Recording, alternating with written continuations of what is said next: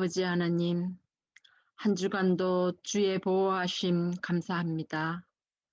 항상 주님을 경외하고 경건한 삶을 살기를 원합니다. 저희를 깨우쳐 주시옵시고 또한 주님의 계명을 순종하고 지혜로서 생활하기를 간절히 원합니다. 행복한 이 안식일 말씀을 들을 때 성령님 함께 하셔서 이 시간이 은혜로운 시간이 되게 하여 주시옵소서. 또 내일 또한 교회에서 예배를 드리려 합니다. 어려움 없게 하여 주시고 한 사람도 건강에 해를 입지 않도록 하여 주시옵소서. 저희 사랑하는 교우님 중에 건강이 좋지 않은 지윤순 집사님, 김영희 사모님, 주님의 귀한 성도님들도 함께 하여 주시길 원합니다. 이 안식일이 정말 기쁘고 행복한 안식일 되길 원하며 저희를 항상 돌봐주시는 예수님 이름으로 기도드렸습니다. 네, 감사합니다. 네, 이 시간에는 우리 부목사님께서 귀한 말씀 읽겠습니다.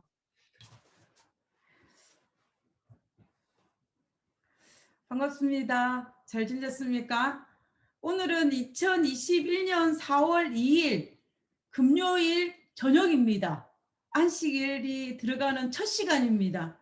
4월의 첫 안식일. 우리가 긴 온라인 예배를 이제 마치고 대면 예배로 들어가는 첫날입니다.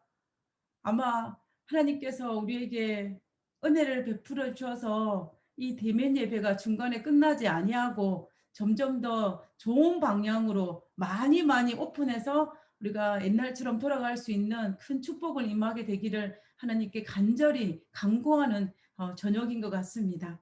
오늘은 우리는 하나님의 계획에 방해자인가 동력자인가라는 이 제목을 가지고 오늘 말씀을 나누기를 원합니다. 나는 과연 하나님의 계획에 방해자인지 아니면 동력자인지 한번 생각해 볼 수 있는 시간이 되었으면 좋겠습니다. 우리가 성경을 보면은 이 출애굽의 과정 속에서 3번의 그 정탐꾼을 보내는 이야기가 나옵니다. 우리가 출애굽기부터 시작하여서 계속 나오는 민수기를 거쳐서 나오는 이 출애굽의 40년 광야에서 그들이 가나안 땅에 도착해서 정착할 때까지 그 과정을 살펴보면 3번의 정탐꾼을 보내는 것을 볼 수가 있는데요. 이 지도에서 정탐꾼을 보내는 부분만 조금 확대를 해보겠습니다. 확대를 해보면 이제 이렇게 됩니다. 첫 번째 그 정탐꾼을 보낸 것은 어디였냐면은 우리가 알다시피 가데스 바네아입니다. 가데스 바네아. 이스라엘 백성들이 애굽을 나온 지 거의 계산을 해보면 한 1년 3개월 정도 됐을 것 같아요. 3개월 정도 됐을 때 가데스 바네아에 도착을 하였습니다. 그래서 가데스 바네아에 도착을 하는데 그들이 바로 이 가나안 땅 입구인 가데스 바네아를 거쳐서 바로 가나안 땅으로 가면 되는데 가지 않고 가데스 바네아에서 일단 정탐꾼을 보내가지고 하나님께서 우리에게 허락하신 젖과 꿀이 흐르는 그 땅이 어떠한지를 정탐하기 위해서 이제 정탐꾼을 보내게 됩니다. 백성들이 요청하에 하나님의 허락하심하에 이제 정탐꾼을 보내는 것을 볼 수가 있는데요. 그 정탐꾼을 보낼 첫 번째가 바로 이 가데스 바네아입니다. 그 다음에 두 번째는 어디냐면 두 번째는 이스라엘 백성들의 광야 40년을 돌고 난 다음에 가나안 땅 거의 다 도착하였을 때 광야 40년이 거의 끝났을 때 이때는 여호수아 아니죠. 그 모세도 죽고 아론도 죽고 여호수아가 그 대권을 받았을 때 일어난 일입니다. 이제 여호수아가 그 대권을 받고 난 다음에 요단강 동편인 이 시딤이라는 곳에 머물렀는데 그곳에서 이제 여호수아가 대권을 받고 이제 가나안 그 요단강을 건너면 이제 가나안 땅이 되는 것입니다. 근데 여호수아가 그 대권을 받고 난 다음에 자신에게 주어진 의무는 이 이스라엘 백성을 이끌고 가나안 땅을 들어가는 것이고 가나안 땅에 들어가면 자연스럽게 이 요단강을 건너자마자 딱 버티고 서 있는 무엇? 그 여리고성을 점령하는 것이었습니다. 그래서 여리고성을 점령하기 위해서 정탐꾼을 보내게 되는데 이것이 두 번째 정탐입니다. 그러면 세 번째 정탐은 언제이냐? 세 번째 정탐은 여리고성을 점령하고 난 이후에 이 아이성, 그 여리고성 옆에 있는 자그마한 성, 이 아이성을 점령하기 위해서 그 성을 점령하기 전에 정탐꾼을 보내게 되는데요. 그것이 세 번째 정탐입니다. 우리가 이 세 번째 이 정탐꾼에 대해서는 잘 언급하지 않는 부분이긴 하지만 성경에 분명하게 기록되어 있습니다. 여호수아 7장 2절에 보면 여호수아가 여리고에서 사람을 베델 동편 베나온 곁에 있는 아이로 보내매 그들에게 일러 가로되 올라가서 그 땅을 정탐하라 하매 그 사람들이 올라가서 아이를 정탐하고라고 되어 있습니다. 그래서 분명히 여호수아 7장에서는 이 아이성을 점령하기 전에 정탐꾼을 보냈다라는 것을 우리는 성경을 통해서 확인할 수가 있습니다. 저는 오늘 보여진 이 세 번의 정탐꾼을 보내는 모습들을 통하여서 우리가 이 세 번을 보낸 이 정탐꾼의 모습을 비교하면서 우리는 하나님의 계획을 이룰 때 하나님의 계획 앞에 우리가 동력자인지 아니면 방해자인지를 한번 생각해 볼 수 있는 시간을 가졌으면 좋겠습니다. 오늘은 시간상 이 세 번의 정탐꾼 이야기를 다 다룰 수는 없지만 특별히 오늘은 이 여리고 정탐꾼을 중심으로 하여서 다른 두 개의 정탐과 비교하면서 한번 살펴보기를 원합니다. 자, 이제 모세가 죽고 그 대권을 누가 받았냐면 여호수아가 받았습니다. 광야 40년을 마치고 가나안 땅에 들어가기 바로 직전에 있었습니다. 이제 여호수아 입장에서는 이스라엘 백성을 이끌고 요단강만 건너면 가나안 땅입니다. 그리고 건널다 보니까는 그 맞은편에 있는 이 여리고성을 무너뜨려야만 하는 그 숙제가 그에게 남아 있었던 것입니다. 그래서 이제 이 여호수아 입장에서는 이것을 위해서 이 정탐꾼을 보내게 되는데요. 제가 지도를 한번 살펴보도록 하겠습니다. 이 지도를 아주 확대해서 잘 나타나고 있는데 이 시딤이라는 것은 요단강 동편입니다. 동편에서 마주 보는 편이 여리고성이 있는데 이 요단강을 건너서 정탐꾼을 보내야 되는 상황에 처해 있는 것입니다. 자, 이런 상황에서 볼 때 그 당시에 여리고에 살고 있는 이 여리고 사람들은 편안하다, 안전하다라고 생각하면서 무방비 상태였을까요?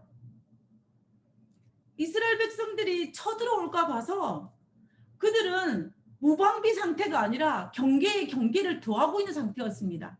그들은 어떻게 하면은 이 이스라엘 백성들이 자기를 칠까 봐서 두려움에 떨고 있을 때 시기가 바로 이때였습니다. 우리가 그것을 어떻게 알 수 있냐면 이 여리고성에 살고 있는 기생 라합을 통하여서 우리는 그 당시 여리고성에 살고 있는 사람들이 어떤 마음을 가졌는지를 우리가 알 수가 있습니다. 여호수아 2장 9절에서 10절에 있는 말씀을 살펴보면요. 여호와께서 이 땅을 너희에게 주신 줄을 내가 아노라. 우리가 너희를 심히 두려워하고 이 땅 백성이 다 너희 앞에 간담이 녹나니 이는 너희가 애굽에서 나올 때에 여호와께서 너희 앞에서 홍해 물을 마르게 하신 일과 너희가 요단 저편에 있는 아모리 사람의 두 왕 시온과 옥에게 행한 일 곧 그들을 전멸시킨 일을 우리가 들었노라라고 이야기합니다.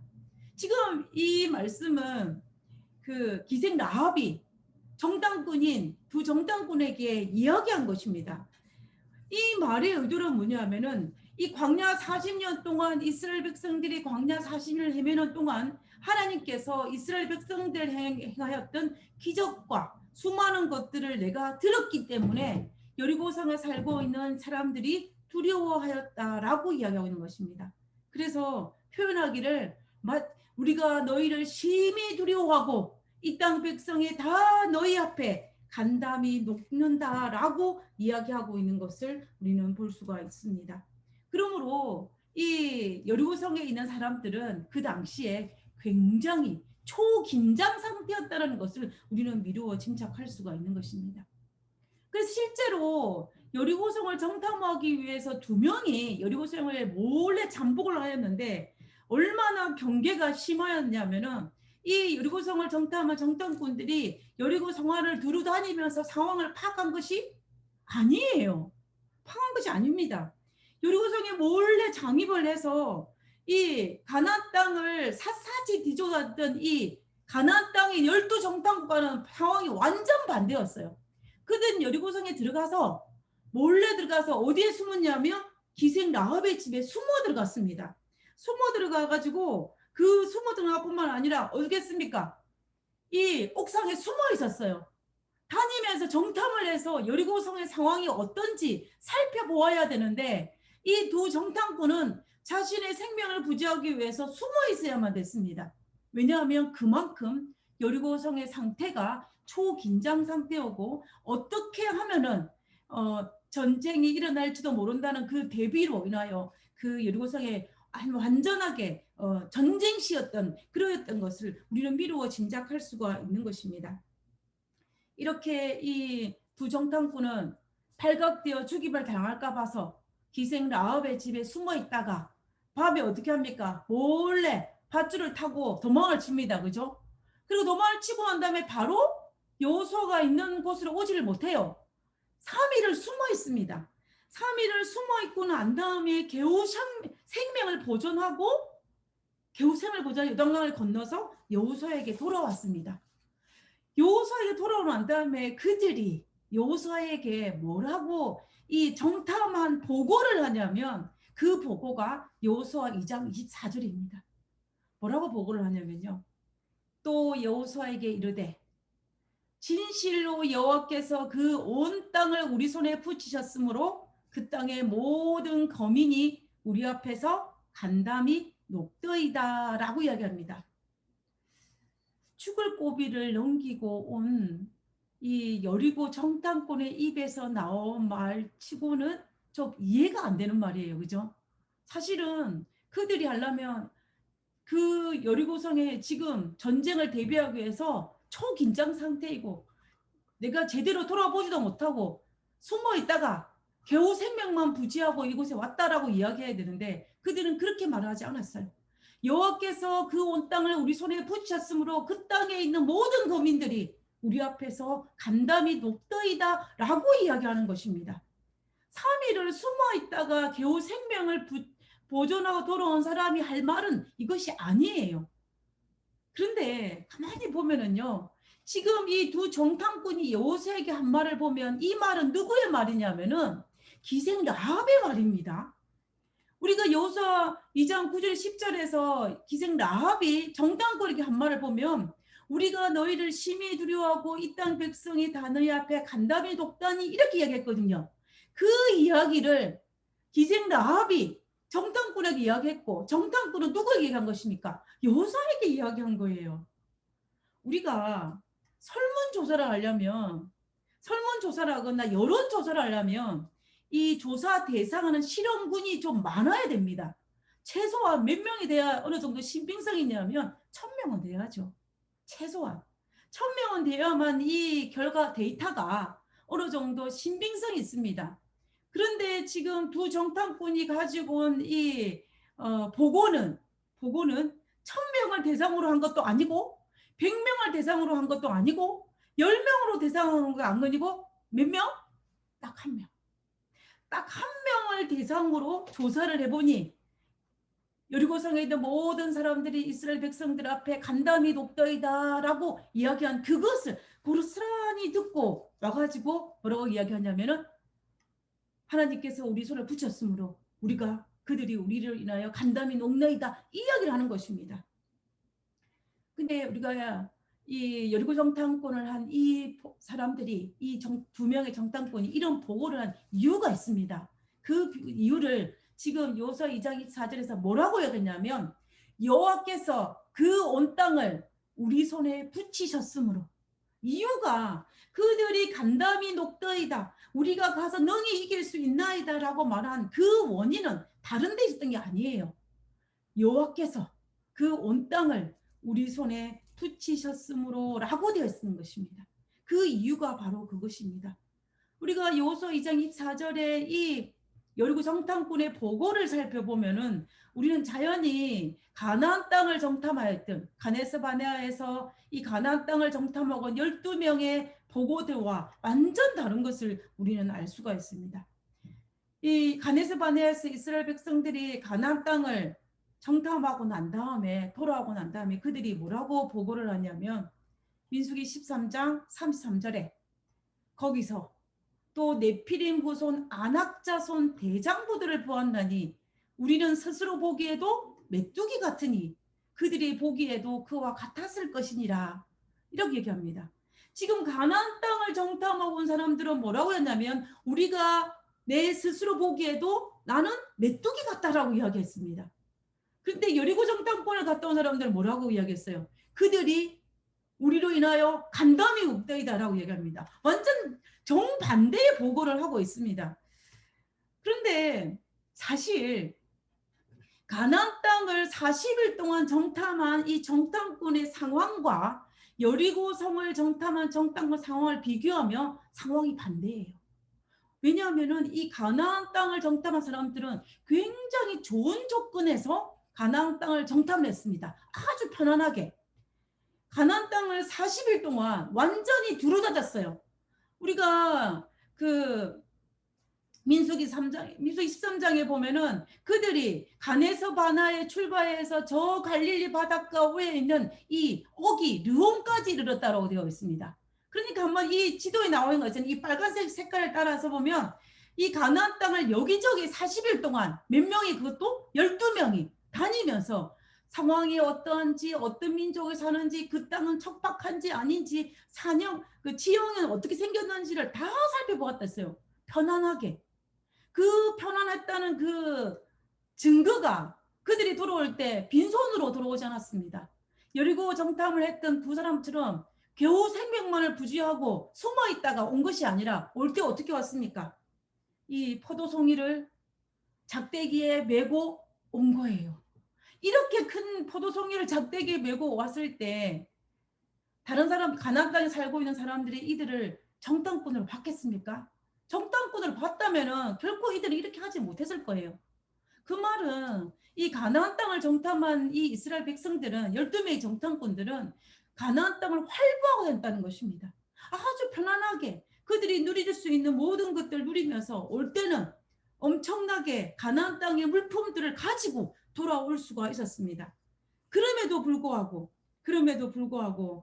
뭐라고 이야기하냐면은 이 가나안 정탐꾼들은 우리 스스로 보기에는 메뚜기 같으니라고 이야기해요. 근데 여리고 정탐꾼은 겨우 생명만 보존하고 돌아왔는데 여호와께서 그들을 우리 손에 붙이셨으므로 그 땅의 모든 거민들이 우리 앞에 간담이 녹나이다라고 이야기하는 것입니다. 너무나 대조적인 것을 볼 수가 있습니다. 그죠? 이렇게 대조적인 이 결과는 이 정탐의 결과가 어떻습니까? 가나안 정탐꾼의 결과는 이 가나안 정복에 실패했습니다. 하나님께서 이스라엘 백성들을 향한 뜻은 계획은 우리가 이 출애굽 과정을 살펴보면 하나님께서 아마도 가네스 바네아를 거쳐서 바로 가나안 땅으로 들어가는 것이 하나님의 원래 계획이셨던 것 같아요. 그런데 그들이 가네스 바네아에서 정탐꾼을 보내므로 그들이 믿음이 없음이 드러남으로 말미암아 이 믿음 없는 정탐꾼의 보고를 받고 이스라엘 백성들이 밤새도록 땅을 치며 둘며 통곡함으로 말미암아 하나님께서 그들에게 선고한 것은 뭐냐면 가나안 정복의 실패와 광야 40년을 선고했다는 것입니다. 그들이 믿음 없는 것이. 그런데 그와 반면에 어디 된 것이며 그와 반면에 여리고 정탐꾼은 그 정탐의 결과 그들은 여리고를 정복하였습니다. 그리고 그들은 가나안 땅에 잘 정착할 수 있었습니다. 우리가 이 여호수아서에 나타나 있는 상황을 볼 때 하나님의 계획은 이스라엘 백성들이 요단강을 건너서 가나안 땅에 정착을 했을 때 가나안 땅 입구에 요단강을 건너서 입구에 차지하고 있는 누구? 이 여리고성을 무너뜨리는 것이 하나님의 계획이었습니다.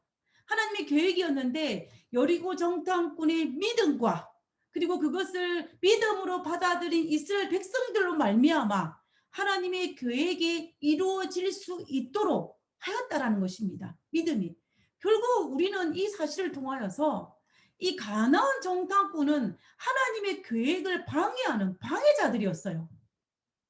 하나님의 계획은 1년 6개월 만에 쫙 가나안 땅을 들어가는 것이었는데 그들의 믿음 없음으로 말미암아 하나님의 계획에 차질이 생긴 것입니다. 근데 그와 반면에 여리고 정탐꾼은 그들은 하나님께서 허락하신 그 계획을 믿음으로 받아들임으로 말미암아 하나님의 계획을 이룰 수 있도록 동력자가 되었다라는 것을 우리는 알 수가 있는 것입니다. 만약에 이 여리고 정탐꾼이 가나안 정탐꾼처럼 믿음이 없었다라고 생각한다면 어떤 일이 발생했을까요? 예를 들어서 만약에 이 여리고 정탐꾼들이 가나안 정탐꾼처럼 믿음 없는 보고를 하고 또 그리고 그 보고를 받은 이스라엘 백성들이 밤새도록 울면서 믿음 없는 행동을 하였다면 아마 그들은 가나안 땅에 들어가지 못했을 수도 있어요. 여리고를 무너뜨리지 못했을 수도 있습니다. 아마 가나안 땅에 들어가는 하나님의 계획은 또다시 방해를 받아서 또 지연이 되거나 아니면은 또다시 이스라엘 백성들의 광야를 더 헤매고 다녀야 될지도 모르는 일인 것입니다. 우리는 여기에서 중요한 교훈을 하나 얻을 수가 있습니다.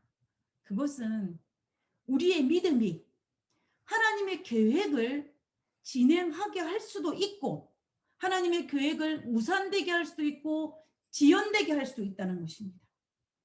하나님의 계획에 속히 이루도록 돕는 동력자가 될 수도 있고 그리고 우리가 하나님의 계획이 이루어지는 것을 방해하는 방해자가 될 수 있다라는 것입니다. 이것이 우리에게 얼마나 무서운 일인지 몰라요. 우리가 성경에 보면 수많은 믿음의 너독들을 하나님이 사용하시는데 하나님이 그들의 믿음을 통하여서 하나님의 계획이 진행되기도 하고 때로는 방해받기도 하는 이런 모든 과정들을 살펴볼 때 믿음이 하나님의 계획을 돕는 동력자가 될 수도 있지만 그와 반면에 우리의 믿음 없음이 하나님의 계획을 방해하는 방해자가 될 수 있다라는 무서운 사실인 것입니다. 지금으로부터 대략 한 8년 정도 되는 것 같아요. 제가 8년 정도 제가 아리조나 교회에 이제 목회를 시작한 지 얼마 되지 않았을 때, 한 몇 년밖에 지나지 않았을 때, 제가 아는 어떤 장로님이 말씀하시는데 무슨 말씀하시냐면 본인은 중부와 서부에서 계속 살았는데 자기가 보기에는 제일 좋은 교회가 네파교회래요.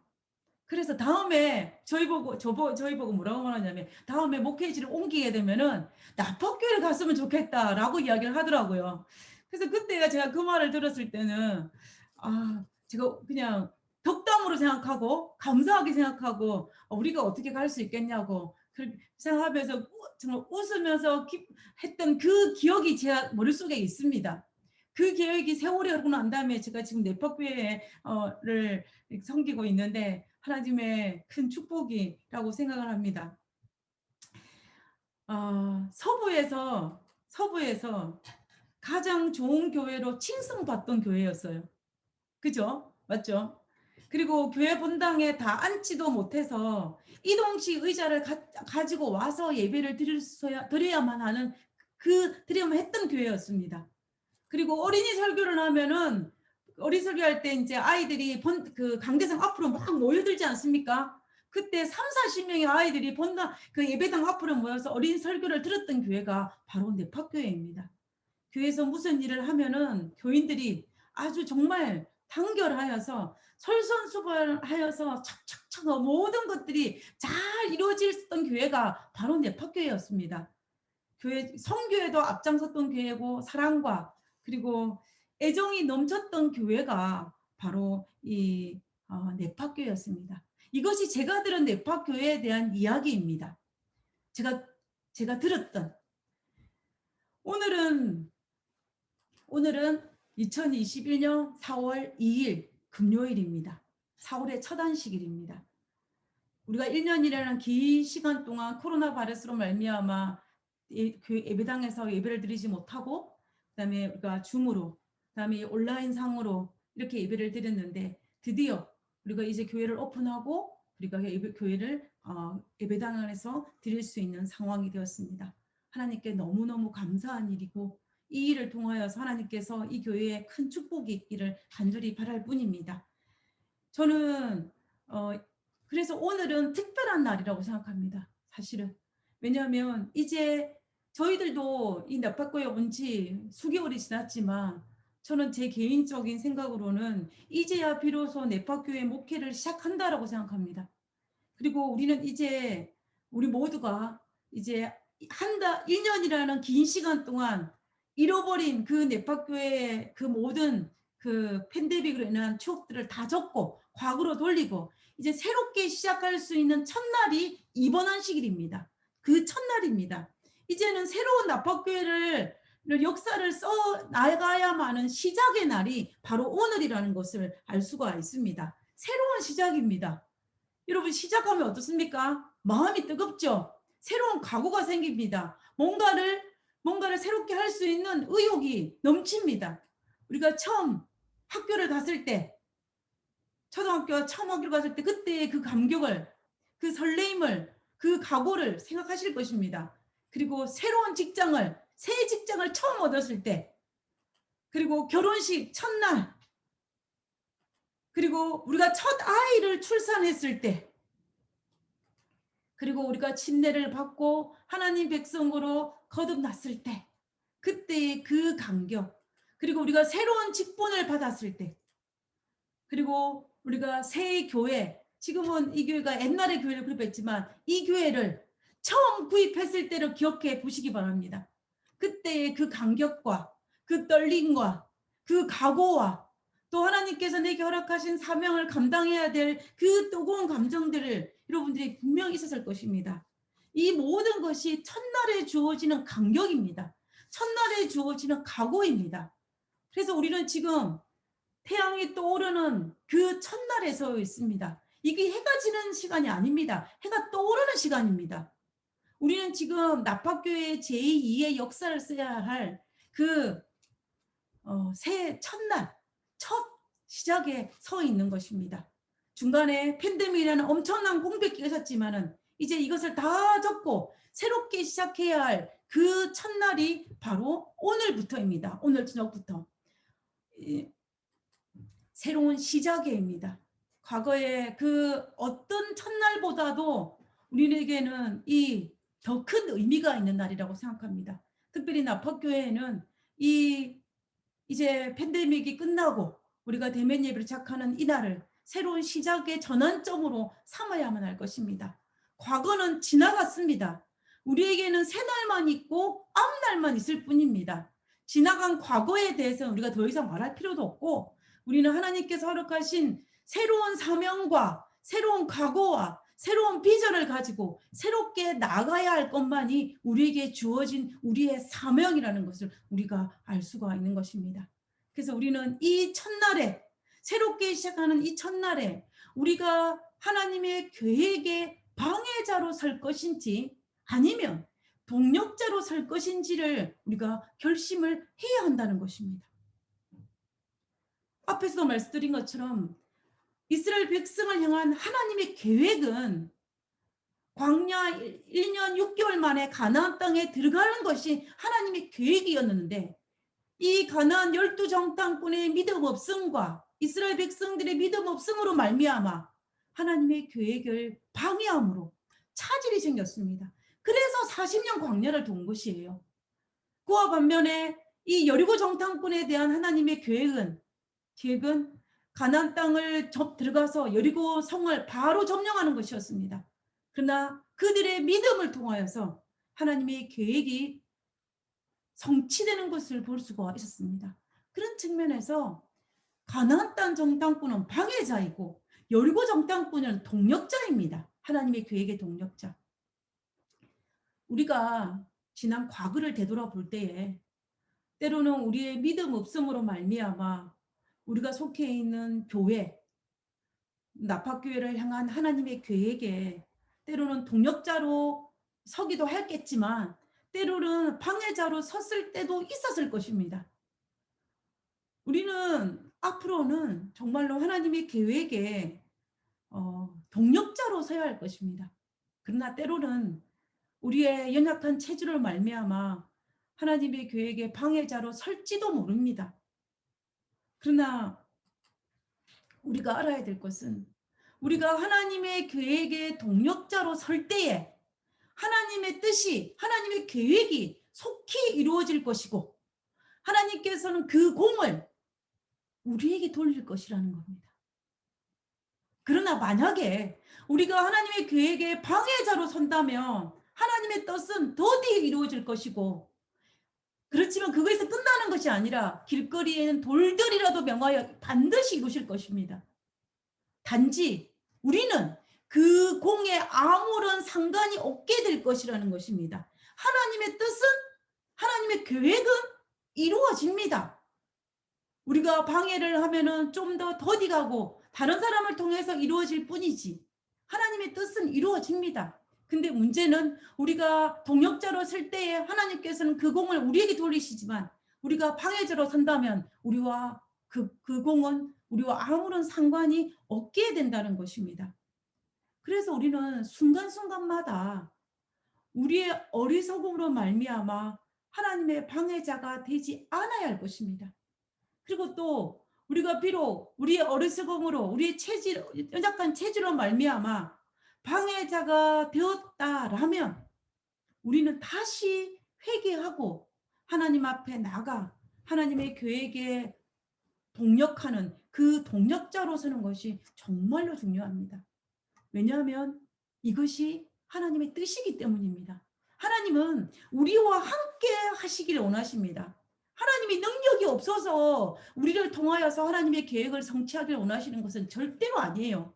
지나가는 길거리엔 돌들을 통하여서 하나님의 뜻은 충분히 이룰 수 있습니다. 그러나 하나님은 누구를 위하여? 우리를 위하여.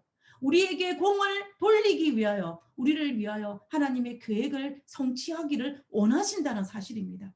그래서 우리는 정말로 하나님께서 허락하신 그 하나님의 뜻, 하나님의 계획, 그것을 우리가 정말로 가슴을 받아들이고 우리가 할 필요가 있다는 것입니다. 우리가 성경의 수많은 믿음의 도둑들의 모습들을 볼 때 하나님께서 믿음 있는 자를 통하여서 하나님의 일을 하셨고 하나님의 그 계획을 성취하는 것을 볼 수가 있다라는 것입니다. 오늘 나의 믿음이 우리를 향하신 하나님의 계획을 성취하게도 할 수 있고 빨리 아니면 지연하게도 할 수 있다는 사실을 우리는 결코 잊지 말아야 할 것입니다. 이스라엘 백성들이 요단강이 갈라지고 그다음에 여리고성이 무너지는 이 장면을, 이 기적을 목격하였을 때 이스라엘 백성들의 마음이 어땠을까요? 굉장히 기뻤을 것입니다. 굉장히 기뻤을 거예요. 앞에 요단강이 쫙 갈라져서 마른 땅이 되고 여리고성이 나팔 소리와 함께 와르르 무너지는 그 모습을 바라볼 때 이 이스라엘 백성들의 마음이 얼마나 기뻤겠습니까? 자기 자신도 모르게 어깨에 힘이 들어갔을 것입니다. 왠지 여리고성을 무너뜨리는 것은 100% 하나님의 능력인데 자기 자신도 모르게 자기들이 한 것처럼 한층 기분이 업됐을지도 모르겠습니다. 그런데 그거 아십니까? 이때가 제일 위험하다는 것을요. 왜냐하면 성경은 이 여리고성의 전투에서 대성을 거두고 난 다음에 한껏 기분이 업돼 있을 때에 정말 여리고성과 비교했을 때는 너무나 작은 아이성의 전투에서 대패했다라고 성경은 기록하고 있다는 것입니다.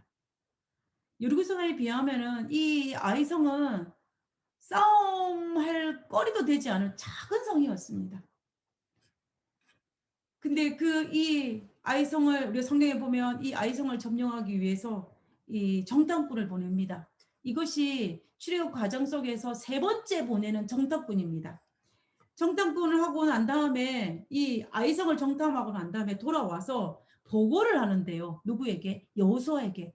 어떻게 보고를 하냐면 여호수아 7장 3절에 있는 말씀입니다.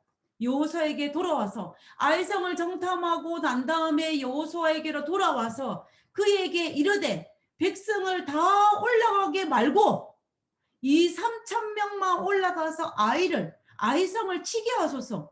그들은 소수니 모든 백성을 그리로 보내어 수고롭게 마소사 함으로. 한마디로 말하면 무슨 말입니까? 가보니까 올라가 보니까 여리고성에 비해서 너무나 작기 때문에 다 올라갈 필요도 없고 몇 명만 2, 3천 명만 올라가면 충분히 우리는 이길 수 있다라고 이야기하고 있습니다. 그런데 이렇게 말했던 그 이유가 무엇입니까? 그들은 소수니 그들의 숫자가 소수이기 때문에 우리는 2, 3천 명만 올라가서 아이성을 쳐도 이길 수 있다라고 이야기한 것입니다. 그런데 우리가 이 말씀을 가만히 살펴보고 있으면은 이 이스라엘 백성들이 그리고 아이성을 정탐하고 온 이 사람이 착각에 빠졌어요. 무슨 착각에 빠졌냐면은 마치 자기들이 여리고성에 있는 그 큰 성을 무너뜨린 것처럼 착각에 빠진 것입니다. 착각에 빠졌습니다. 그래서 여리고성에 그 큰 성도 무너뜨렸는데 누가? 우리가. 이 아이성은 얼마나 작은데 2, 3천 명만 우리 이스라엘 백성들 중에 다 올라갈 필요가 없고 몇 명만 2, 3천 명만 올라가서도 충분히 이길 수 있다라고 이야기하는 것입니다. 우리가 이것을 볼 때 그들은 그 순간 여리고성을 무너뜨린 것은 하나님이 아니라 자기라고 생각한 것입니다. 물론 말로는 하지 않았지만 이 말의 전체적인 뉘앙스를 볼 때는 그들의 이 말 속에는 여리고성을 무너뜨린 사람은 자기 자신이라고 착각하였음을 우리는 충분히 알 수가 있습니다. 여리고 정탐꾼과 아이성 정탐꾼의 둘 다 승리를 확신하였습니다. 정탐꾼을 갔다 온 그들의 보고가. 근데 그 승리를 확신한 이유가 너무나 다릅니다. 여리고성의 정탐꾼은 여호와께서 그 땅을 우리 손에 붙였기 때문에 우리가 이겼다 그랬고, 그 다음에 아이성의 정탐꾼들은 뭐라고 했냐면 그들이 소수이기 때문에 우리가 이긴다라고 이야기하는 것입니다. 그 때문에 그들이 승리를 확신한 이유가 완전히 다릅니다. 완전히 다른 거 보세요. 그 결과, 전쟁의 결과는 왜냐하면 이렇게 말할 수 있었던 것은 뭐냐면 여리고성 땅꾼의 이 여리고성을 정탐할 여리고성의 전쟁에서 승리를 이기게 하시는 분은 여리고성과 싸울 사람은 하나님이라는 사실을 이 정탐꾼이 알았기 때문에 이렇게 말한 것입니다. 그러나 아이성 정탐꾼은 이스라엘 백성 자체가 아이성과 싸워야 되기 때문에 2, 3천 명만 이렇게 이야기하는 것을 볼 수가 있습니다. 이 전쟁의 결과는 우리가 알다시피 너무나 상황이 달라졌던 것을 우리가 알 수가 있습니다. 이 정탐꾼의 말대로 2, 3천 명만 올라갔는데 어떻게 됐습니까? 그들은 아이성 앞에 대패하였습니다. 그래서 백성들의 마음이 무서워서 물같이 녹았다라고 되어 있어요. 백성들의 마음이 물같이 녹았다라고 성경은 기록하고 있습니다. 왜 큰 성 여리고는 무너뜨렸는데 작은 아이성은 대패할 수밖에 없었냐? 그건 당연하죠. 그것은 이 여리고성을 무너뜨린 사람은 하나님이고, 아이성을 정탐하기 위해서 나갔던 사람은 하나님이 아닌 이스라엘 백성이기 때문에 그들의 그 결과는 달라질 수밖에 없었던 것을 볼 수가 있었던 것입니다. 여기에서 우리가 정확하게 알 수 있는 것은 이스라엘 백성들이 착각했음을 우리는 알 수가 있어요. 자기 스스로 하나님의 능력이 아닌 자기도 모르게 여리고성을 무너뜨린 것이 자기의 능력이라고 생각했기 때문에 그들이 소수이기 때문에 우리는 2, 3천 명만 올라가도 된다라고 말했던 것을 우리가 알 수가 있습니다. 하나님의 계획은 여리고성을 점령하고 난 다음에 여리고성 바로 옆에 있는 아이성을 바로 점령하는 것이 하나님의 계획이었어요. 그런데 이 아이성을 정탐하고는 이 정탐꾼의 믿음 없음과 그리고 이스라엘 백성의 그 자고한 마음이 그들이 정말 하나님의 계획에 차질을 빚게 한 것입니다. 그래서 바로 점령하지 못하고 대패하는 그 상황을 이루는 것을 볼 수가 있어요. 그래서 결국은 이들은 뭐냐면 하나님의 계획에 방해자라는 것을 우리가 볼 수가 있는 것입니다.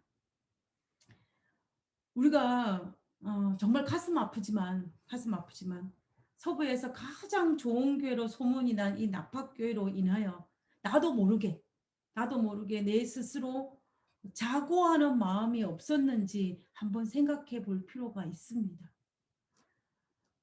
이렇게 선교 열정이 넘치고 사랑이 넘치는 교회를 만들었던 것은 우리의 헌신과 우리의 수고와 우리의 노력으로 우리가 스스로 만들었다라고 혹시나 생각하지는 않았는지 스스로 한번 되돌아볼 필요가 있다라는 것입니다.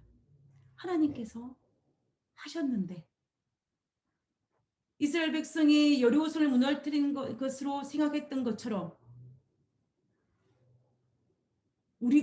우리 스스로 했다라고 생각하지는 않았는지, 물론 입술로는 그렇게 내뱉지는 않았지만 나도 모르게 내 마음속으로는 그런 마음이 잔재되어 있지 않았는지 한번 생각해 볼 필요가 있다라는 것입니다.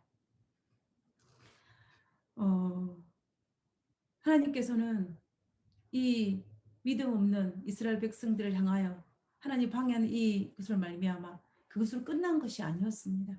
하나님은 여전히 자비하셨고 그들에게 은혜를 베푸셨습니다. 그래서 이 아이성 전투에서 실패하고 대패하고 난 다음에 그들이 하나님 앞에 회개하고 하나님께 간구하고 하나님께 정말 용서를 구했을 때 하나님께서는 그들에게 다른 계획을 말씀하셨습니다. 그것이 여호수아 8장 1절에 있는 말씀입니다. 여호와께서 여호수아에게 이르시되 두려워 말라 놀라지 말라 군사를 다 거느리고 일어나. 지금 보세요. 군사를 몇 명? 다 2, 3천 명만 올라가는 것이 아니라 군사를 다 거느리고 일어나 아이로 올라가라. 보라 내가 아이 왕과 그 백성과 그 성읍과 그 땅을 다 내 손에 주었으니. 하나님께서는 믿음 없으로 말미암아 전쟁에 실패하고 돌아온 패배자들에게 그들에게 여전히 자비를 베푸시고 그들의 회개와 그들의 용서를 구하는 그 모습을 보시고 하나님의 앞에 간구하는 모습을 보시고 그들에게 다시 한번 자비를 베푸시는 모습을 볼 수가 있습니다. 그러므로 두려워하지 말고 놀라지 말고 어디로 올라가라? 아이로 올라가라. 아이성을 점령하라 라고 말하고 있는 것입니다. 그 땅을, 그 왕을, 그 백성을, 그 성읍을 다 내가 너에게 주었으니 라고 말하면서 올라가라는 것입니다. 하나님의 자비입니다. 하나님의 은혜입니다. 그들의 하나님의 방해자로 섰지만 그들이 하나님 앞에 회개했을 때 하나님께서는 그들에게 다시 용기를 주시고 올라가라고 하나님께서 새로운 계획을 발표하는 것을 볼 수가 있는 것입니다. 그래서 이스라엘 백성들은 이 하나님의 계획에 이제는 동력자가 되어서 아이성으로 올라갔고 아이성을 쳤고 아이성을 무너뜨릴 수 있었음을 우리는 알 수가 있습니다. 그러므로 우리는 하나님의 계획에 방해자로 설 것인지 동력자로 설 것인지를 결심해야 합니다. 가나안 정탐꾼처럼 믿음 없는 열정 없는 자가 되어서 하나님의 계획을 방해할 수도 있고 아니면 아이성 정탐꾼처럼 자고하는 마음, 스스로 높고자 하는 스스로 높은 마음을 가져 하나님의 계획을 방해하든지 그것도 아니면 여리고 정탐꾼처럼 하나님의 약속에 의지하여 믿음과 열정을 가짐으로 하나님의 계획을 이루는 동력자가 되든지 우리가 선택을 해야 한다는 것입니다. 우리가 아이성이 패한 데는 물론 아간이 하나님께서 숨치지 말라는 물고 여리고성의 전리품을 챙긴 것도 문제가 될 수 있습니다. 물론 그것도 패배의 하나의 원인이 될 수 있어요. 그러나 그것뿐만이 아니라 이스라엘 백성들이 가졌던 이 스스로 높은 마음, 그 마음이 아이성 전투에서 패배자가 되었고 또 하나님의 계획을 방해하는 방해자가 되었음을 우리는 잊지 말아야 할 것입니다. 우리는 하나님의 계획에 동력자가 되기를 하나님께서는 바라고 계십니다. 하나님은 우리를 동력자로 부르셨습니다. 하나님의 뜻은 하나님께서 우리를 향한 하나님의 계획은 우리가 하나님의 계획을 이루는 자, 하나님의 계획을 동참하는 자, 하나님의 계획에 동력하는 자로 우리를 부르셨다는 것입니다. 이제 우리가 새로운 역사를, 이 나박교회의 새로운 역사를 지어야 할 이 시점에 하나님께서 이 교회에 새로운 역사를 시작하는 이 첫 시간에 우리 모두 하나님의 진정한 동력자가 되어서 하나님께서 이 나파 지역에 하나님께서 계획하신 뜻을 이룰 수 있도록 우리가 하나님의 계획을 성취하는 동력자가 되어야 할 것입니다. 그 일을 위해서 하나님께서 우리를 부르셨고 그 일을 위해서 하나님께서 우리를 초청하고 있다는 사실을 우리는 잊지 말아야 할 것입니다. 그렇게 되면 하나님께서는 그 모든 공을 하나님께서 하셨는데 누구에게? 우리에게 돌리신다라고 약속하셨습니다. 우리 모두 정말로 낙담하지 말고 하나님께서 허락하신 그 계획과 하나님께서 우리와 함께 하신 하나님의 섭리와 이 모든 것들을 깊이 묵상하여서 정말 하나님의 살아있는 그런 우리 동력자가 되기를 간절히 바라면서 오늘 말씀을 마치고자 합니다. 우리 찬미 후에 기도하고 마치도록 하겠습니다.